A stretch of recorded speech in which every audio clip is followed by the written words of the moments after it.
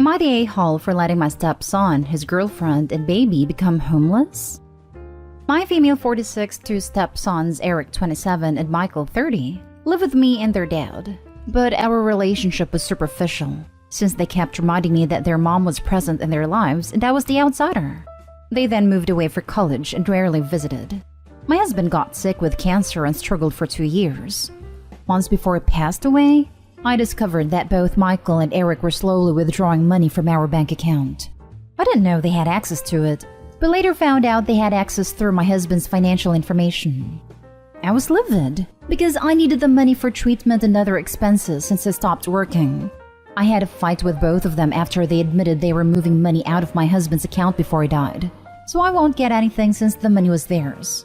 I threatened to sue, but Eric told me to buzz off because it's their money. I changed the old account immediately and moved what's left of that money to a new account. The week my husband passed away, everything in the house was taken. I'm not exaggerating. They moved everything out and sold it. My husband didn't leave a will, and I was left with just our house since my name on the lease. I haven't seen Eric or Michael for 2 years. Till a few days ago in the morning I heard noise from the outside. I opened the door and saw Eric with his car stuffed with his bags and a young lady in the passenger seat and a baby in the back. I was surprised they asked why he was here and what he was doing. And he said, "I'm moving back in my father's house with my girlfriend and my son." I was stunned, and seeing him unloading his trunk set me off. I shouted, "This is my house now, and he's not allowed to set a foot in it after everything he and his brother did." He attempted to argue that he lost his job and was evicted and had nowhere to go. He also said he and his girlfriend would have lived in their car, but there is a baby that needs a home, and there's his grandfather's house. Plus, everything that happened was planned by Michael, not him. I said they took enough already and I owe them nothing, but he ignored me and kept getting his stuff out of the car. Then he tried to get inside, insisting this was his father's house. That's when I showed him my phone and yelled that I will call the cops on him for trespassing my property. He was shocked by what I said and started begging me to let them stay just for the baby who's now my grandson. But I said no and told him to get in his car and leave. But he stalled and kept complaining about becoming homeless when his father's house is available. His girlfriend involved herself, crying about potentially having their baby taken away from them for not finding proper living arrangements. I said this wasn't my problem, but Eric kept begging, then said I was being cruel and unfair by taking my anger out on an innocent baby with no home to live in. He left but had his dad's side of the family shaming me for letting Eric go homeless and demanding I let him come to his father's house, but I refused. To answer additional questions, 1. Yes, my name is on the lease and now it's officially my house. 2. My in-laws live hours away, and the reason they said they won't take Eric in is that they don't have to when his father's house is available. So they're behind Eric, encouraging him to take back what's his. 3. I don't know anything about their mother, but she's certainly not dead, otherwise I would have found out. Now for the top comments. He left but has his dad's side of the family shaming me for letting Eric go homeless. Those family members could have given him a home as well, but they didn't. You're not the a-hole. Not the a-hole. This guy is a criminal who already robbed you blind. Why on earth would you let him back in your life, much less your house? Honestly, find some family members you actually trust to come stay with you for a while, because this snake is not going to slink away that easily. Not the a-hole. They have already taken enough from you. If his dad's side of the family is so concerned, they can take him in. Protect yourself. Get the best locks you can afford installed. Make sure your windows are secure. Get Ring cameras for any entrance into your home. Install the app in your phone. They will record if anyone is prowling around. Take any proof of ownership that the house is legally yours, plus a few utility bills as proof you live there. Important papers like passport, birth certificate, social security card, pictures, and give them to a trusted friend. Pack a go bag with a couple of changes of clothes, some cash and an extra set of car/house keys, and keep it near the door. Call the police non-emergency line and give them a heads up. Names, descriptions, description of the car.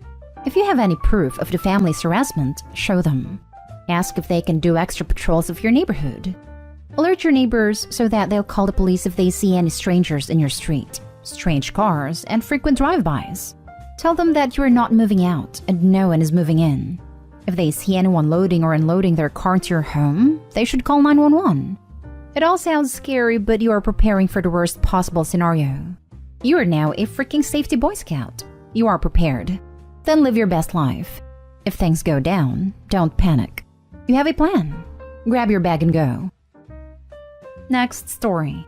Am I the a-hole for asking my spouse to forgive my mom and my sister? Plus update.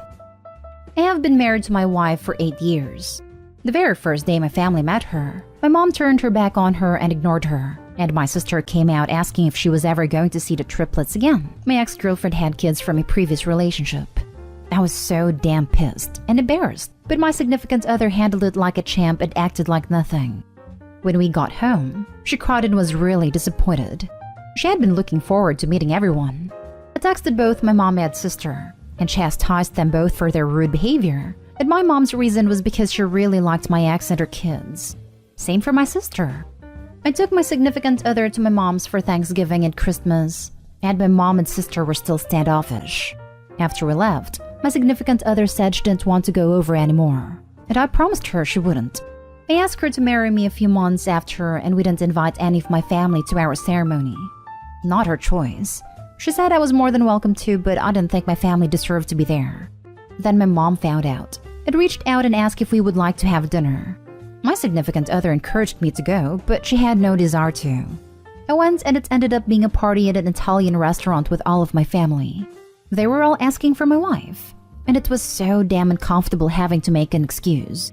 But I understood. My wife has stayed away but does help me buy gifts for everyone's birthdays and holidays and goes with me to visit my grandparents. Now, my sister's daughter was diagnosed with cancer this month.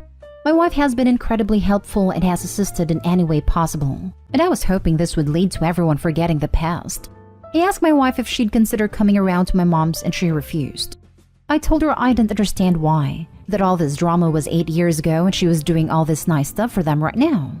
She said helping out is the right thing to do, but that it doesn't mean she has to be friends with them. I did raise my voice and told her that being stubborn helps no one, and she called me an a-hole for not understanding. So am I? Edit. Changed some details for privacy. Now for the top comments before the little update. You're the a-hole. Your wife is a saint for helping out and being kind when the situation obviously calls for it, but she doesn't have to forgive people who treated her like trash for years and years, and it's extremely unsupportive of you to keep asking her to. You are the biggest a-hole. Did your mother or sister ever bothered apologizing to your wife?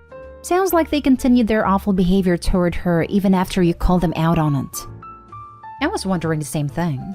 I seen a mention of my mom and sister apologized and seemed sincere. They also try to reach out and include my wife, but I have sent messages /cards/gifts to her to re-apologize, but my wife still says no. Seems like mom and sister only told OP yeah sure, we're sorry about that. Let her know we are sorry. That isn't an apology to OP's wife. Yes, you are an a-hole. You promised her she didn't have to go back, so why are you trying to make her now? Man, all of y'all are really making me see things differently. I admit now I'm being selfish. With my niece being sick and my wife helping out, I thought maybe we could all just get along. I see now I messed up. Now for the little update. Thank you all for opening my eyes. I've never felt so attacked, but I'm grateful for it all. I have totally changed my way of thinking. My wife is amazing, and the last thing I want is to take her around people who don't have her best interests at heart. Unfortunately, it took advice from strangers for me to see. Nonetheless, I am thankful. I can't reply to everyone. I have a lot of making up to do. My wife has read so many comments and would like you all to know she's very thankful to see so much support. She says she's always felt guilty about staying away, but feels better about her decision now. At the end of the day, my wife deserves peace, and I will not force her to do anything she doesn't like. She's pretty gleeful right now. Lol. Thank you all. Next story is titled, Am I the a-hole for telling my son the truth about his mom? Their mom, 44 female, and I, 44 male, broke up 9 years ago because I caught her cheating with my friend in our own home with our 4-month-old son, sleeping in the next room. The breakup was hard, especially for the kids, but as parents we did everything possible so that they can be happy. And we decided that we would never tell them the reason we broke up until they are adults. For them, we only broke up because it was the best. We always told them that we functioned better separately, and that way we could all be happy. But I got tired. I met someone a few years after our breakup, and now we are married and have a 21-month-old girl, and she's pregnant with our second. But my 2 oldest kids, 19 male, 18 male, refused to meet their sister. They don't even speak to my wife, 27 female, and never wanted to tell me why. They just hate her. And at first, when we started dating, it was kind of understandable. My wife is younger, and she was the first person I dated after breaking up with her mother, so I decided to give them a few months so they could adjust to the new situation. But those months turned into years, and they never really tried to get to know my wife. And she always said that she was okay with that, so I decided to let it go. But their attitude just got worse. And when our daughter was born, they didn't want to meet her. And I'm not gonna lie, that pissed me off because they were treating her like a stranger, just because they don't like her mom. So for a while I stopped texting them since I was always the one who contacted them. And I had no interest in contacting them again. But the other day my wife was crying, and I asked her what was going on. And she showed me some texts they sent her. She tried to contact them a few weeks ago so we could fix our relationship, and they just insulted her. They called her a cheap woman and told her that they will never meet that bastard, our daughter, because they hate our daughter as much as they hate my wife. I read the whole thing and was so mad that I called one of them, and we had a fight over those texts. I decided that he hates my wife because his mom told them I cheated on her with my wife, which is a lie because I didn't even know her at the time. So I got mad and told him that he was wrong, and that the cheater was his mother, and that if he didn't believe me, that I could show them the papers that I still have from the paternity test that we had to do, because she didn't even know who was the real father of our 9-year-old son, because she cheated for years. He was speechless and just hung up the call. And now I feel like maybe I went too far because I shouldn't have told him that. But I was mad because I love my daughter and my wife, and I don't want anyone to hurt them. She's the sweetest and kindest person I ever met in my life, and seeing her sad or crying breaks my heart, and that's why I reacted that way. Am I the a-hole for telling him that? Oh, hell no. Not the a-hole 1,000 times over. Your ex crossed a line that should never be crossed, and only to screw you over for no other reason than out of pure spite and or jealousy. You did the right thing to combat lies with the truth. Eventually the truth will win out, but it'll take time. Yeah, lying about the innocent party cheating completely nullifies the proverbial non-disclosure agreement about the guilty parties cheating. Talk about literally asking for it, not the a-hole. This is why no plan should include keeping secrets from kids. They don't work. You and your wife have suffered their unjust wrath long enough. Time for their mom to have her fair share. Not the a-hole. You were just setting the story straight. Your ex, on the other hand, major a-hole for lying to them to make you look bad and ruining your relationship with your kids. Agreed. Ex is the a-hole here. Opie's ex lied to his children to make him look bad. His sons are adults now, and they deserve to be told the truth. Justified. Your ex-wife lied to your children, and it had serious negative consequences for your new family, so they needed to know the truth. Passing on the information in a calmer way would have been better, of course. Still not the a-hole. Last story.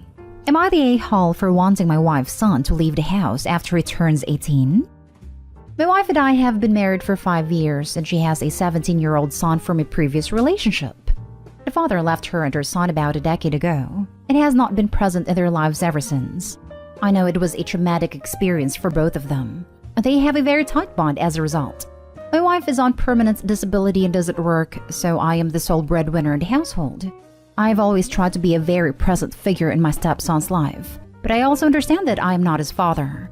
For the past 3 years or so, her son has been having a lot of behavioral issues. When it started, my wife and I thought it was typical teenager acting out type stuff.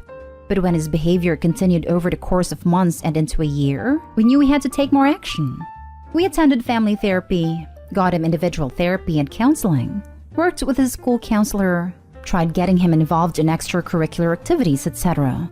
We put a lot of time, effort, and money into as many ideas as we could think of, hoping that something would click. But nothing has worked. His grades in school are near failing, and he is at risk of not graduating next year.